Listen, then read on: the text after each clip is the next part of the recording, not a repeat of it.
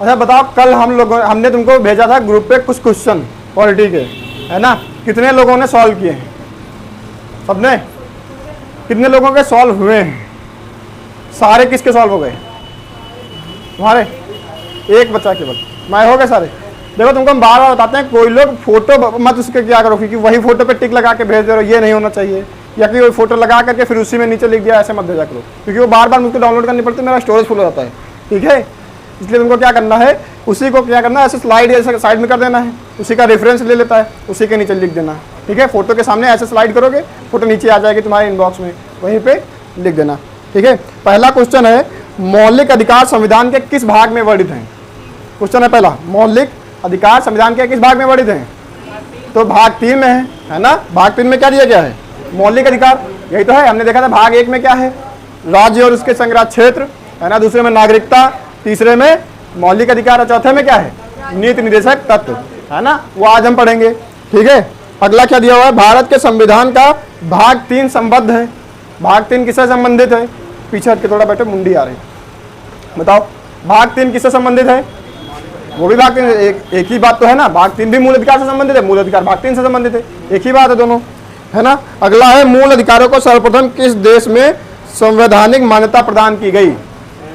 तो हमने बताया था अमेरिका, वहीं से तो हमने लिया है, तो कहां से हो जाएगा? दूसरा वाला ऑप्शन हो जाएगा, संयुक्त राज्य अमेरिका। चौथा क्वेश्चन है, भारतीय नागरिकों के मौलिक अधिकारों का वर्णन किस अनुच्छेद से लेकर किस अनुच्छेद तक है? तो 12 से 35। आसान क्वेश्चन है कि नहीं है? अगला है, डॉक्टर भीमराव अंबेडकर ने भारतीय संविधान के किस भाग को सर्वाधिक आलोकित भाग कहा है? आलोकित मतलब सबसे ज्यादा जरूरी भाग कौन सा है, सबसे ज्यादा महत्व किसको दिया है? तो कौन सा हो जाएगा? भाग 3 को ही, मूल अधिकारों को सबसे ज्यादा महत्व दिया है ना?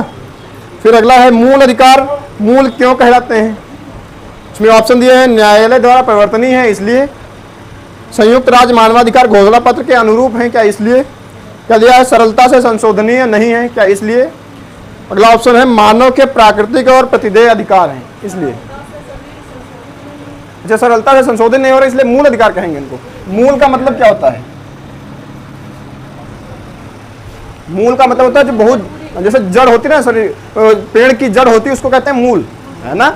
उसके बिना पूरा पेड़ बेकार है, वो होना बहुत जरूरी है, इसीलिए इसको भी मूल कहते हैं। ये होना जड़ है तुम्हारी, ये है ना? तो ये व्यक्तियों के लिए है, व्यक्तियों के प्राकृतिक अधिकार हैं, ये होना बहुत जरूरी है, इसलिए ऑप्शन कौन सा हो जाएगा? चौथा ऑप्शन सही हो जाएगा। अगला देखो, दिया है, भारतीय संविधान के भाग 3 में कुल कितने अनुच्छेद मूल अधिकारों का वर्णन है? कितने अनुच्छेदों में मूल अधिकारों का वर्णन है? तो तुम देखोगे अनुच्छेद 12 से लेकर के 35 तक दिए हुए हैं, जोड़ लो कितने अनुच्छेद निकलेंगे? टोटल 12 से, इधर देखोगे 12 से 20 तक के निकलेंगे 9, है ना? 9 हो जाएंगे, प्लस 21 से लेकर के 30 तक तुमको कितने मिलेंगे? 10 और 5 इधर जोड़ो, 10 5 15 9 24, कितने हो जाएंगे? 24 अधिकार हो जाएंगे। कितने हो जाएंगे? 24 अनुच्छेदों में मूल अधिकारों का वर्णन किया गया है। ठीक है, अगला क्वेश्चन देखो। अगला क्वेश्चन दिया है, समानता का अधिकार भारतीय संविधान के किन 5 अनुच्छेदों में दिया गया है? समानता का अधिकार याद करो, समानता का अधिकार हमने बताया था। समानता का अधिकार, समानता का अधिकार कहां से कहां तक दिया गया है? अनुच्छेद 14 से लेकर के 18 तक दिया गया है। उसके बाद में स्वतंत्रता का अधिकार दिया गया है 19 से लेकर के 22 तक, है ना? फिर धर्म की स्वतंत्रता का अधिकार, है ना? नहीं, शोषण के विरुद्ध का अधिकार 22 और 23 और 24, है ना? फिर धर्म की स्वतंत्रता का अधिकार, सब पढ़ाए नहीं पढ़ाए? सारे बता दिए। सारे क्वेश्चन देखो तुमको सारे मिलेंगे इसमें। भारतीय संविधान के निम्नलिखित अनुच्छेदों में से कौन विधायन सत्ता पर पूर्ण नियंत्रण करता है? ये क्वेश्चन समझ में आया? विधायन सत्ता पर पूर्ण नियंत्रण कौन करता है? विधायन सत्ता मतलब जो कानून है, विधान मतलब कौन, विधि मतलब होता है कानून, है ना?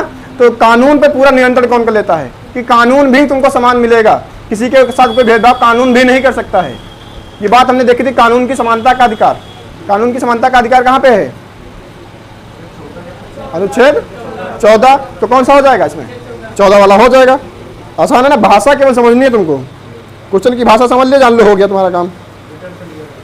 अब बताओ, संविधान के किस अनुच्छेद में कानून का समान संरक्षण प्रावधानित है? कानून का समान संरक्षण अभी बात की, कानून के समान संरक्षण वो भी 14 में है ना? फिर अगला देखो, भारतीय संविधान का कौन सा अनुच्छेद छुआछूत उन्मूलन से संबंधित है?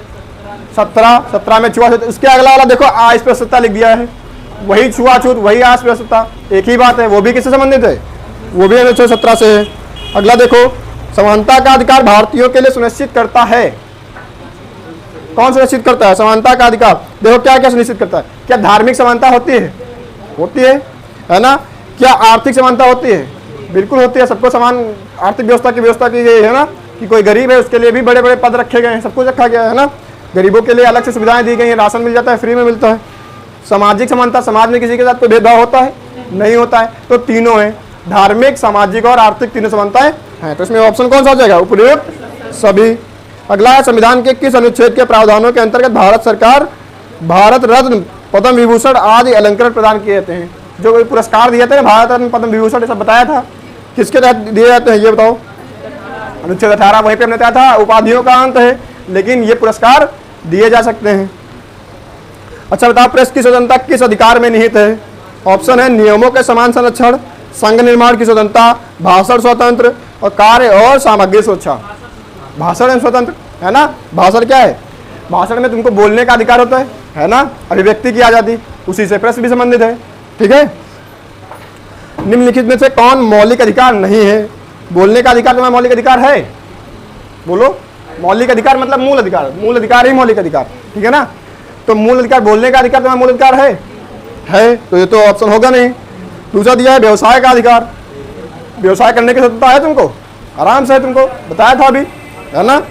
धर्म का अधिकार है तुमको, जो चाहो वो धर्म ले लो, तुमको स्वतंत्रता है।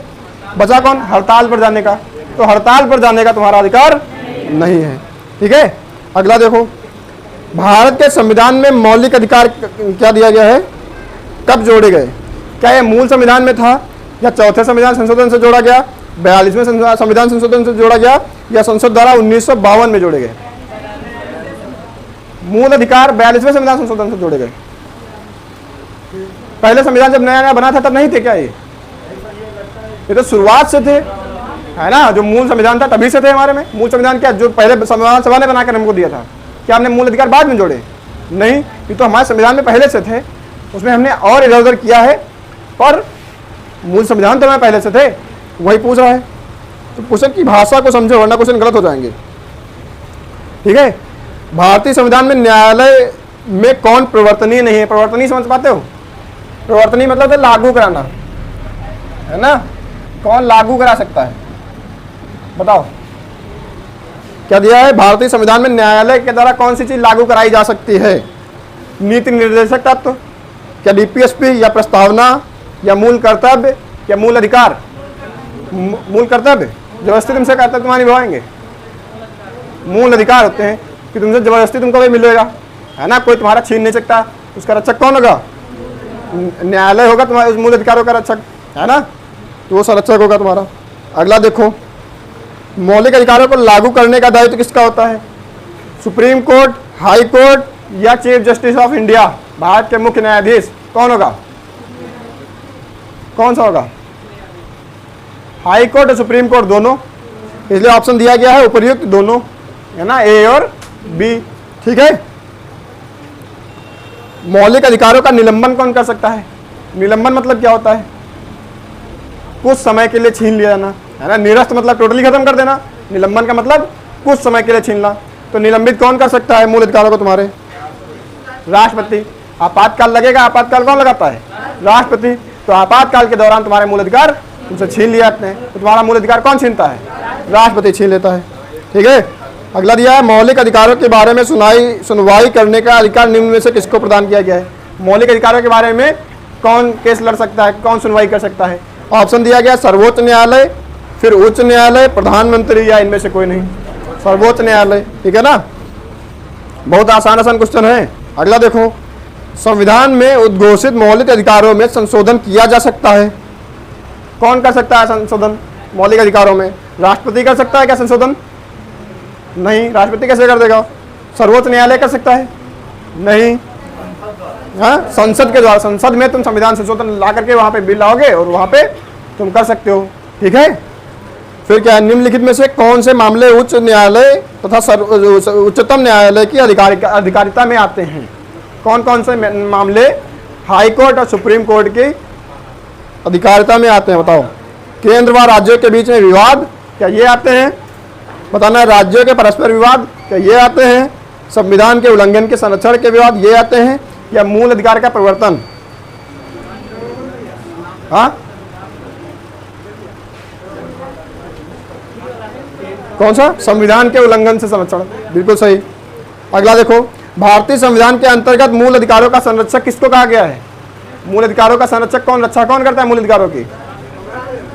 हाँ, मूल अधिकारों का संरक्षक कौन? हमने बताया था, ध्यान करो, न्यायपालिका, है ना। अगर तुम्हारे मूल अधिकारों को कोई सरकार छीनती है तो कौन तुम्हारी रक्षा करेगा? न्यायपालिका, ठीक है ना। मौलिक अधिकारों के निलंबन का आदेश कौन दे सकता है? राष्ट्रपति दे सकता है, सीधा सा है ना। मूल अधिकारों पर आवश्यक प्रतिबंध लगाने का अधिकार किसे है? प्रतिबंध कौन लगा सकता है? प्रतिबंध लगाना, देखो मतलब उनको बंद कर देना, कुछ समय के लिए प्रतिबंधित कर देना, राष्ट्रपति, ठीक है। नहीं, यहां पे देखो आप क्वेश्चन सही से पढ़ो, क्या दिया गया है? मूल अधिकारों पर आवश्यक प्रतिबंध कौन लगा सकता है?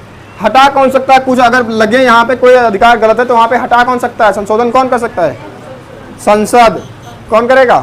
संसद संशोधन कर सकती है। प्रतिबंध कौन लगाएगा? संसद, ठीक है। मौलिक अधिकारों का मुख्य उद्देश्य क्या है बताओ? समाज में समाजवादी ढांचे को बढ़ावा देना, क्या ये है? या फिर व्यक्तिगत स्वतंत्रता को सुनिश्चित करना, न्यायपालिका की स्वतंत्रता को सुनिश्चित करना, या फिर इनमें से सभी? हाँ, बी वाला, व्यक्तिगत स्वतंत्रता को सुनिश्चित करना, बिल्कुल सही बात है। मूल अधिकार किसी व्यक्ति को दिए गए अधिकार हैं, है ना, किसी व्यक्ति को दिए गए अधिकार हैं, इसलिए व्यक्तिगत स्वतंत्रता को सुनिश्चित करते हैं, है ना। न्यायपालिका की स्वतंत्रता मूल अधिकारों में नहीं आती है, ठीक है। लास्ट वाला क्वेश्चन देखो क्या दिया गया है? मूल अधिकारों को प्रवर्तित करने की शक्ति किसको प्राप्त है? प्रवर्तित मतलब लागू करने की शक्ति। उच्च नहीं, सर्वोच्च न्यायालय। उच्च मतलब न्यायालय मतलब हाई कोर्ट होता है ना। उच्चतम न्यायालय होगा, देखो, है ना, उच्चतम न्यायालय। हो गए सारे क्वेश्चन, आसान आसान से, कोई बहुत कठिन था नहीं, है ना। तो सब लोग इस पे देखो क्वेश्चन किया करो, ठीक है। कोई लोग ये नहीं कि भेज दिए बस पढ़े हैं इनबॉक्स में, देखा ही नहीं किसी ने। सबको सॉल्व करना चाहिए, ठीक है। जिसने सॉल्व किया होगा उसको सारे रट गए होंगे, एक दो गलत भी होंगे, वो भी सही मालूम हो गए होंगे उसको। देखो इनके दो केवल गलत निकले इतने में से, और किसके किसके कितने गलत निकले? इनका एक गलत निकला, और किसी का? इनके 4-5 गलत हैं। सब लोग सॉल्व करोगे तो फिर गलती नहीं होगी अगली बार से, ठीक है। सबको सॉल्व करना। जिन लोगों ने सॉल्व किया उनको सारे रट गए होंगे, इतनी देर में याद हो गए होंगे। जिन्होंने नहीं सॉल्व किया है उनके अभी भी नहीं होंगे, उनके समझ में नहीं आया होगा।